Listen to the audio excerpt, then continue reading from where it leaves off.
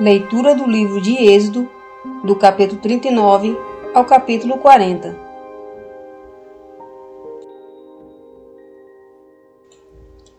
Êxodo capítulo 39.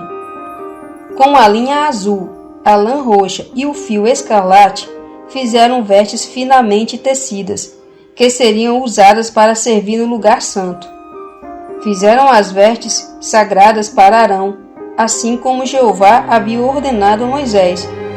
Ele fez o éfode com ouro, linha azul, lã roxa, fio escarlate e linho fio retorcido. Fizeram lâminas finas de ouro batido, das quais ele cortou fios para entrelaçar com a linha azul, a lã roxa, o fio escarlate e um linho fino. E ele foi bordado. Fizeram tiras que passavam pelos ombros para prender ao éfode, e elas se uniam ao éfode nas duas extremidades dele.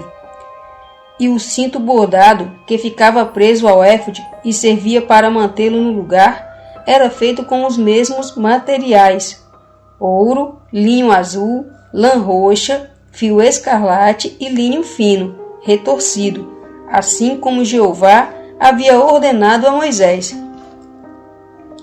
Depois colocaram as pedras de ônix em engastes de ouro e gravaram nelas os nomes dos filhos de Israel, do mesmo modo como se grava um selo.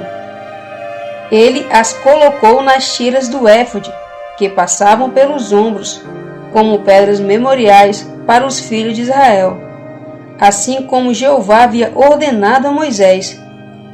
Em seguida, fez o peitoral como éfode, um trabalho de bordador, com ouro, linha azul, lã roxa, fio escarlate e linho fino retorcido. Quando dobrado, o peitoral formava um quadrado. Fizeram o peitoral de uma forma que, ao ser dobrado, tinha um palmo, tanto de comprimento como de largura. Colocaram nele 4 fileiras de pedras. A primeira fileira era de rubi, topázio e esmeralda. A segunda fileira era de turquesa, safira e jaspe. A terceira fileira era de pedra de lênchen, ágata e ametista. E a quarta fileira era de crisólito, ônix e jade. As pedras foram colocadas em engaste de ouro. As pedras correspondiam aos nomes dos 12 filhos de Israel. E os nomes foram gravados como se grava um selo. Cada nome representava uma das 12 tribos. Depois fizeram para o peitoral correntinhas entrelaçadas de ouro puro, em forma de cordões. Fizeram também 2 engastes de ouro e 2 argolas de ouro, e colocaram as 2 argolas nos 2 cantos do peitoral. A seguir, passaram os 2 cordões de ouro pelas 2 argolas nos cantos do peitoral. Passaram então as pontas dos 2 cordões pelos 2 engastes e os prenderam nos ombros nas tiras do éfode, na parte da frente dele. Depois fizeram 2 argolas de ouro e as colocaram nas 2 extremidades do peitoral, na parte de dentro, do lado voltando para o éfode. Então fizeram mais 2 argolas de ouro e as colocaram na parte externa do éfode, abaixo das 2 tiras que passavam pelos ombros, perto do ponto de junção, acima do cinto bordado do éfode. Finalmente, com um cordão azul, amarraram as argolas no peitoral, as argolas do éfode, para que o peitoral ficasse no lugar sobre o éfode, acima do cinto bordado, assim como Jeová havia ordenado a Moisés. Em seguida, ele fez a túnica sem mangas do éfode, inteiramente de linha azul, trabalho de tecelão. A abertura da túnica sem mangas ficava no meio dela, igual à abertura de uma cota de malha. A abertura tinha um acabamento ao redor para que não se rasgasse. E nas barras da túnica sem mangas fizeram romãs com linha azul, lã roxa e fio escarlate, torcido junto. E fizeram sinos de ouro puro, e intercalaram os sinos entre as romãs em volta de toda a barra da túnica sem mangas. Alternaram um sino com uma romã em volta de toda a barra da túnica sem mangas, que era usada para realizar o serviço sacerdotal, assim como Jeová havia ordenado a Moisés. E fizeram para Arão e seus filhos as vestes compridas de linho fino, trabalho de tecelão. Fizeram o turbante de linho fino, a cobertura ornamental para a cabeça, também de linho fino, os calções de linho fino retorcido, e a faixa tecida com linho fino retorcido, linha azul, lã roxa e fio escarlate, assim como Jeová havia ordenado a Moisés. Por fim, fizeram de ouro puro a lâmina brilhante, o sinal sagrado de dedicação, e gravaram nela uma inscrição como se grava um seio. A santidade pertence a Jeová. Prenderam na lâmina um cordão feito de linha azul, a fim de colocá-la no turbante, assim como Jeová havia ordenado a Moisés. Desse modo foi terminado toda a obra do tabernáculo, a tenda de reunião, e os israelitas fizeram tudo o que Jeová havia ordenado a Moisés. Fizeram exatamente assim. Depois levaram a Moisés o tabernáculo, a tenda e todo o seu equipamento, os colchetes, as armações, as travessas, as colunas, as bases com encaixe, a cobertura de pele de carneiro tingida de vermelho, a cobertura de pele de foca, a cortina de separação, a arca do testemunho com seus varais e a tampa, a mesa com todos os seus utensílios e os pães de proposição, o candelabro de ouro puro, suas lâmpadas, a fileira de lâmpadas, todos os seus utensílios e o óleo para a iluminação, o altar de ouro, o óleo de unção, o incenso perfumado, a cortina para a entrada da tenda, o altar de cobre com sua grade de cobre, seus varais e todos os seus utensílios,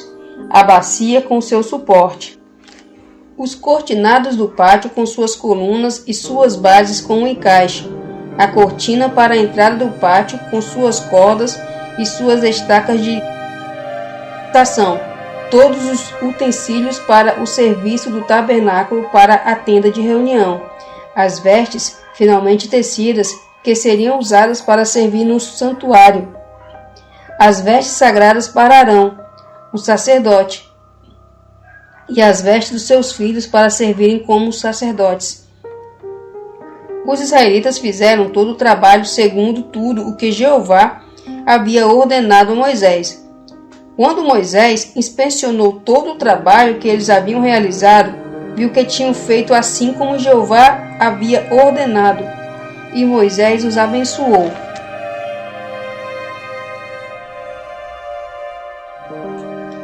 Êxodo capítulo 40. Jeová disse então a Moisés: no primeiro dia do primeiro mês, você deve armar o tabernáculo, a tenda de reunião. Coloque nele a arca do testemunho e oculte a arca com a cortina. Você deve levar a mesa para dentro e arrumar as coisas que ficarão sobre ela. Também deve levar o candelabro para dentro e acender suas lâmpadas. Depois ponha o altar de ouro para um incenso diante da arca do testemunho e instale a cortina para a entrada do tabernáculo. Você deve pôr o altar da oferta queimada diante da entrada do tabernáculo, a tenda de reunião, colocar a bacia entre a tenda de reunião e o altar e pôr água nela.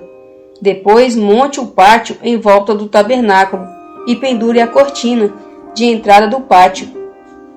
A seguir, você deve pegar o óleo de unção e ungir o tabernáculo e tudo o que há nele, e santificá-lo, bem como a todos os seus utensílios. Assim ele se tornará santo. Você deve ungir o altar da oferta queimada e todos os seus utensílios, e santificar o altar. Assim, ele se tornará um altar santíssimo. E deve ungir a bacia com seu suporte e santificá-la.